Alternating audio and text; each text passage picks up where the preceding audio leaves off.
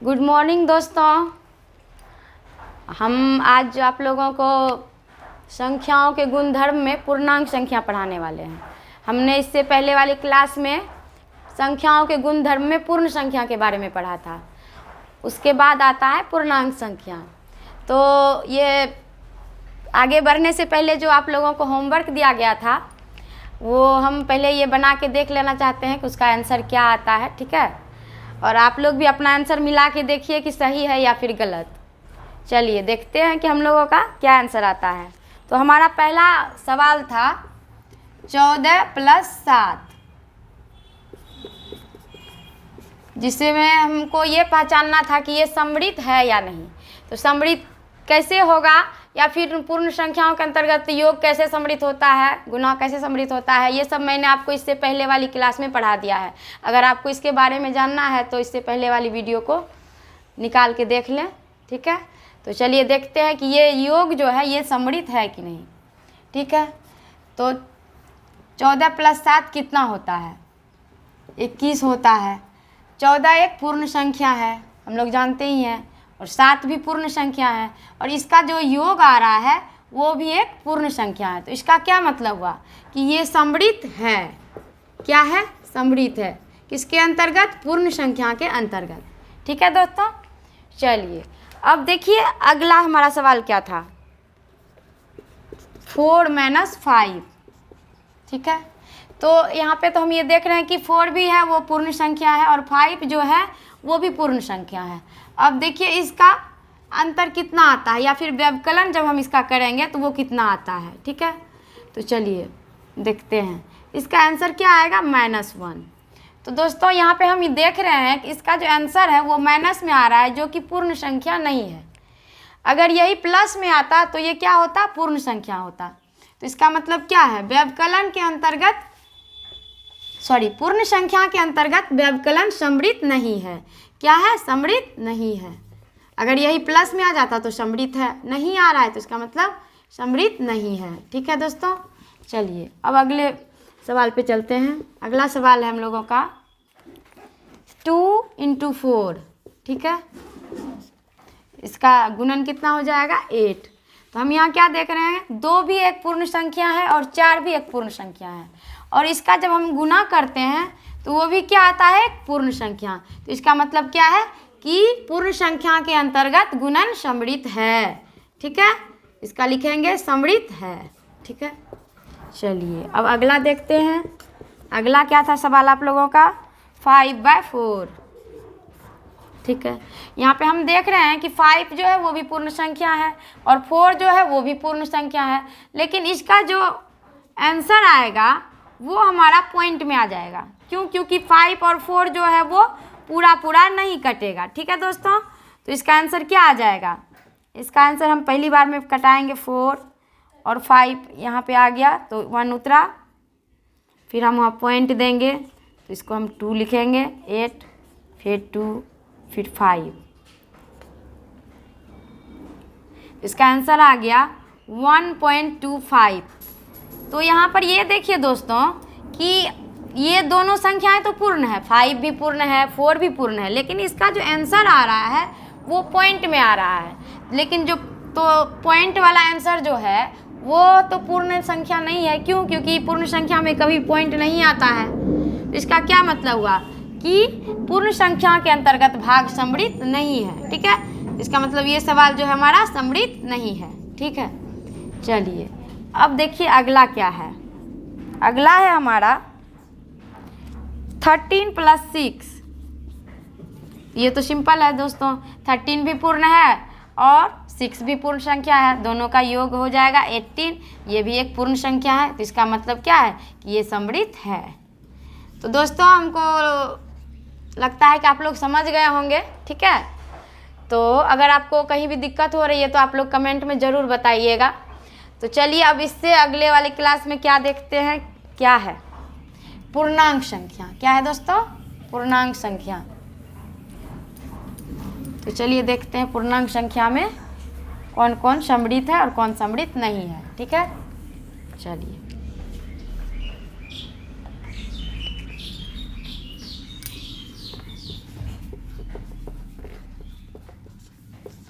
पूर्णांक संख्या, जिसे इंग्लिश में इंटीजर बोला जाता है। क्या बोला जाता है दोस्तों? इंटीजर।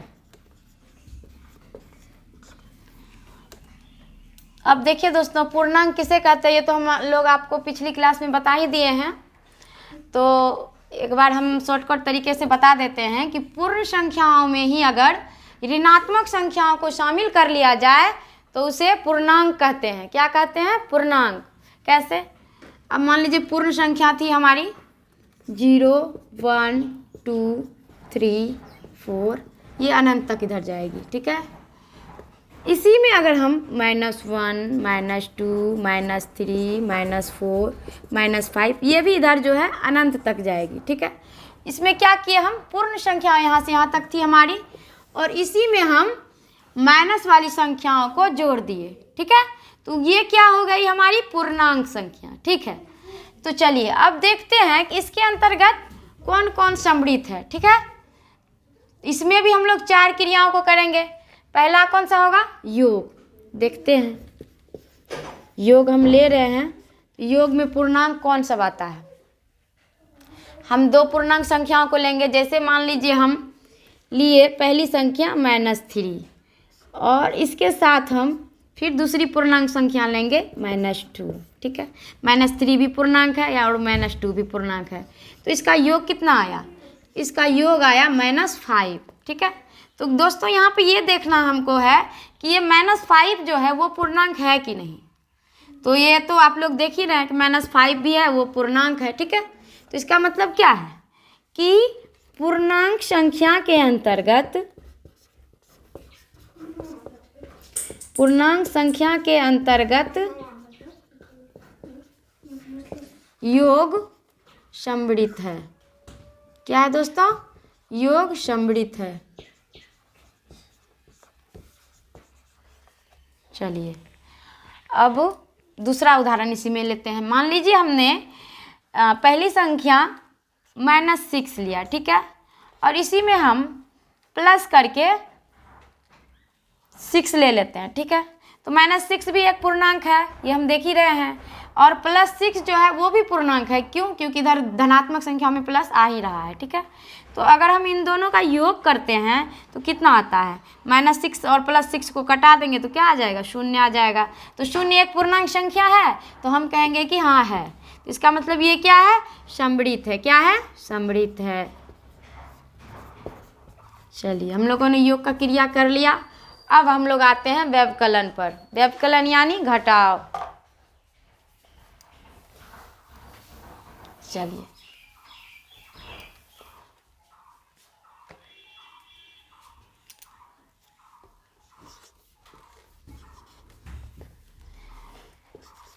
व्यवकलन,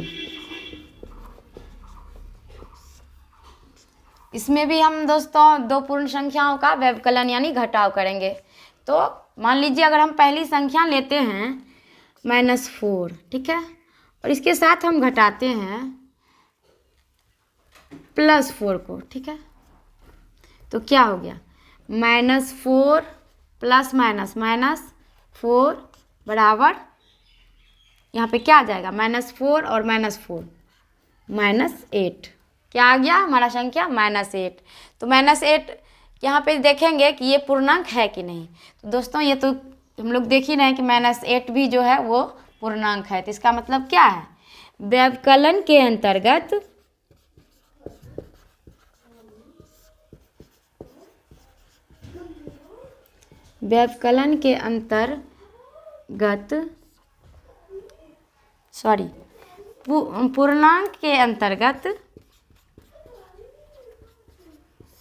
पूर्णांक के अंतर्गत व्यवकलन सम्मिलित है।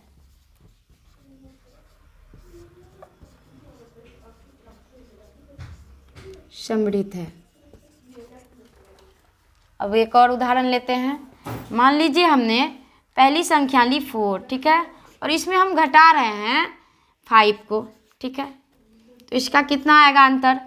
-1 आ जाएगा। तो -1 पूर्णांक है, तो हम देख रहे हैं कि हाँ है, ठीक है। तो इसका मतलब क्या है? ये भी सम्मिलित है, ठीक है दोस्तों। चलिए अब हम लोग देखते हैं गुना में क्या आता है।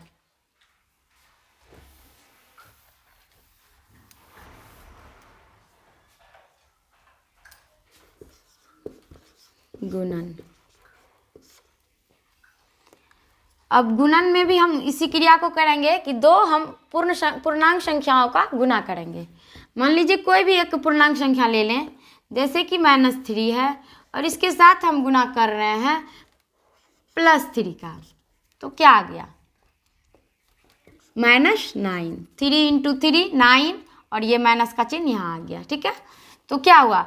-3 भी पूर्णांक है, +3 भी पूर्णांक है और इसका जो आंसर आ रहा है वो भी हमारा पूर्णांक है। तो इसका मतलब क्या हुआ कि पूर्णांक संख्याओं के अंतर्गत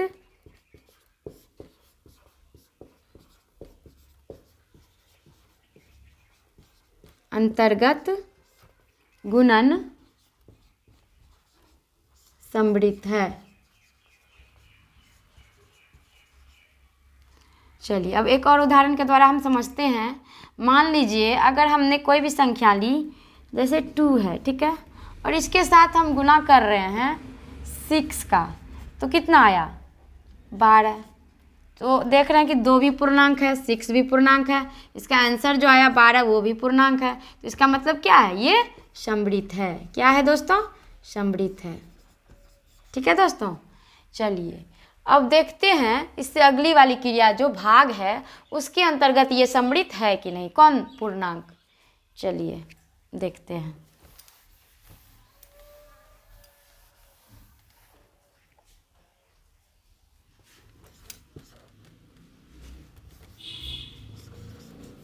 भाग। इसमें भी दोस्तों हम वही करेंगे, दो पूर्णांक संख्याओं को लेंगे। जैसे हमने लिया -4 और के साथ हम कटा रहे हैं 5 को। ठीक है, नीचे में हमने 5 लिया। ठीक है दोस्तों, तो चलिए अब देखिए कि इसका जो है वो आंसर ये आ रहा है कि नहीं। ठीक है,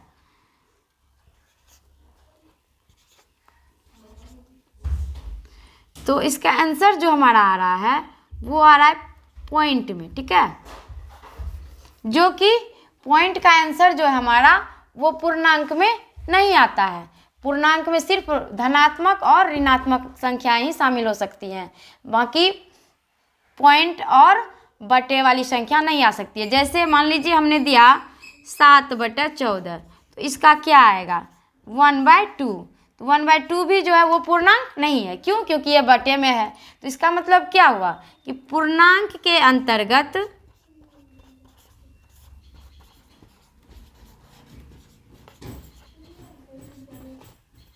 भाग समृद्ध नहीं है।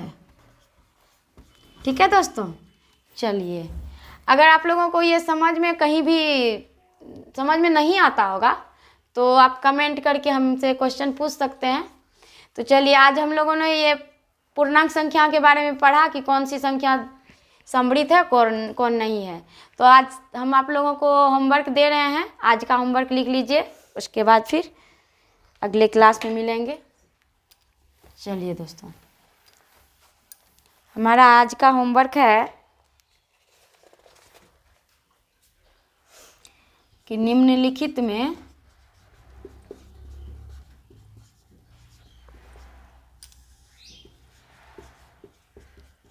कौन कौन समृद्ध है।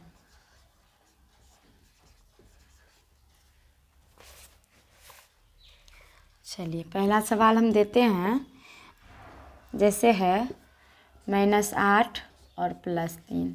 ठीक है, दूसरा सवाल है 5 × 18। तीसरा सवाल है 7/21। ठीक है, और चौथा सवाल है